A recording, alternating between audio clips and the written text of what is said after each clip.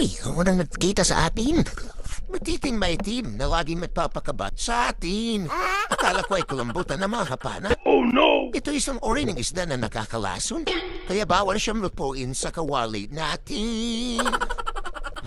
Ito ang sundating nakita mga kapana, hindi na ito nakakalason. Talika. Masarap na isda ito mga kapana. Kung tawagin dito sa amin ay katambak, sa iba naman, kanoping. Thank you Lord sa unang biyaya. Sunod ating na pana ay nokos. Tingnan natin na video no pagpana kasi sobrang gilap nito. Oh no! Kaya pinapana natin na kaagad. Kasi sayang naman kung patakas pa. Yan ganitong klaseng nokos ay mailap. Pero sobrang sarap. Next target natin. Isang isda na pagkaamihan lang tumatabi.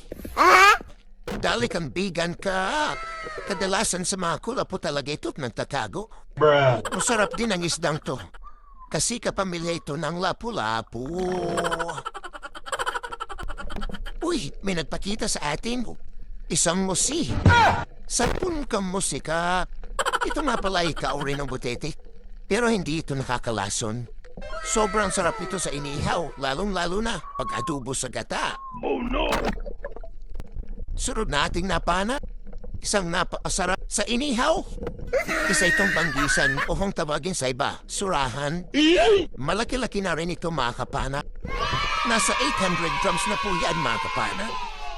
Ang tawag ng karamihan dito ay pambansang pang-ihaw. At talaga namang napakasarap nito mga kapana. Basta meron ka lang masarap na sausawan. Sunod na nagpakita sa ating mga kapana, isang dangkil. Nandun siya nagtatago sa kulapu. At dahil nga maalon, ay humanap tayo ng magandang tiyempo. Tuhog kang danggit ka. Ayun, nahuli rin natin mga kapana. Dagdag sa pang-ulam na natin to. At masarap ito. So, prito.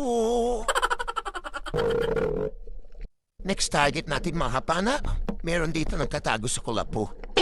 Isang isda na mahilig magtago sa damo. Hanapin natin. Ayun, isa palang bigan. Ito kang buhangin ka.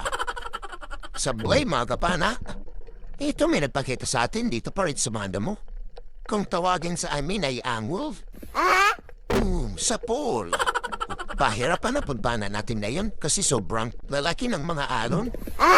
Kaya malabo ang tubig, lalong-lalo na dito sa parting mababaw. Oh no! Pero walang problema, basta meron lang tayo mapana. Ito talaga ang kanina pa nating hinihintay na magpakita mga kapana. Isang napakalaking kulambutan. Paldo!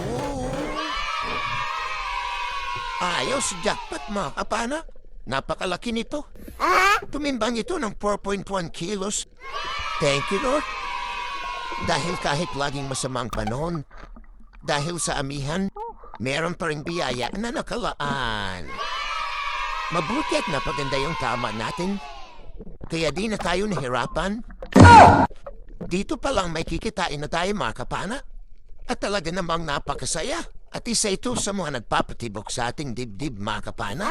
Dahil kakabahan ka talaga pag ganito kalaki. Ayos, sunod ating napana. Isang nukos. Di na natin nabidyohan ang pagpana as if tumatakas ka agad. Ang ganitong klaseng pusit. Kaya pasensya na mga kapana kung hindi natin nakukuhanan ng actual na pagpana. Sunod na ating napana, isang malaking kulambutan ulit. Sayang, napakala ko'y na-on ko na yung camera. Hindi pala. Kaya pasensya na mga kapana. Pero ayos na rin basta nahuli natin to. Maganda rin ang patama natin sa isang to. Tumimbang pala to ng 3.8 kilos. At ito na ang huli nating napana. Thank you, Lord. Diyak pa tayo mayon sa kulambutan mga kapana. Kahit dalawang piraso lang. Pero malalaki naman. Ito nang itim na yung lagayan natin ng isda. At ito yung isa. Ilali na lang natin kasi hindi na kasya. Kasi malalaki yung alon. Oh no! Bakit tumaob yung ating lagayan?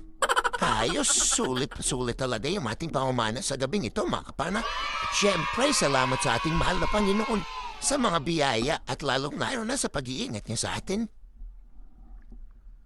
Maraming salamat mga kapana sa panonood at pagsuporta sa ating munting channel. At kung nagustuhan nyo ang video ito, pwede niyong pindutin ng like, subscribe, at pakihit na rin po ang notification bell button para updated po kayo lagi sa ating mga susunod na video na i-upload. Marami pong salamat. Stay safe. God bless.